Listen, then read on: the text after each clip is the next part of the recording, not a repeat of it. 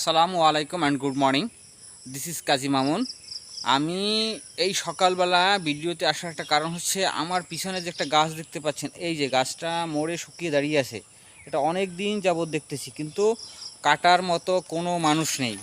কারণ গাছটা রাস্তার পাশে সরকারি জায়গায় হওয়ার কারণে কেউই এই গাছটা কাটতে ইচ্ছুক না, অথবা কাটলে সরকারি গাছ তারা কীভাবে কাটবে, এটাই হচ্ছে মুখ্য বিষয়। এখন এরকমের 5 থেকে 6টা গাছ আছে রাজাপুর কাঠালিয়া রোডের আঙ্গারিয়া থেকে পুঠিয়াখালী বাজার পর্যন্ত।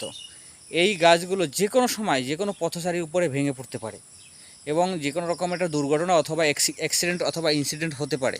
তাই আমি বলবো গাছগুলো দ্রুত কেটে নেওয়ার জন্য বন বিভাগের কাছে এবং উপজেলা ইউনো মহোদয়ের কাছে আমার একটা রিকোয়েস্ট, গাছগুলো দ্রুত কেটে নেওয়ার জন্য ব্যবস্থা করার জন্য।